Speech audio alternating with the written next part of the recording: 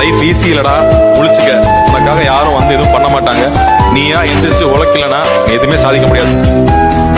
இதுல ஒரே ஒரு கிளாரிட்டி என்ன தேவைன்னா, நமக்கு என்ன வரும்ன்றது நம்ம தெரிஞ்சுக்கிட்ட ஃபோக்கஸ் பண்ணி நம்ம டிராவல் பண்ணோம்னா, நம்ம உழைச்சோம்னா நம்ம நினைச்ச இலக்க போய் நிச்சயமா ரீச் பண்ணுவோம்.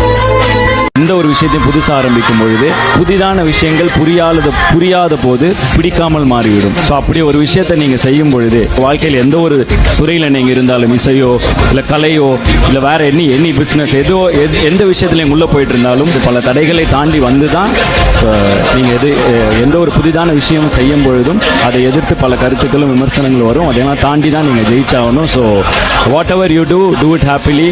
ஏன்னா எண்ட் ஆஃப் த டே நம்ம ஜெயிக்கிறோமா தோக்கிறோமாங்கிறது முக்கியம் இல்லை. தோத்தாலும் ஜெயிச்சாலும்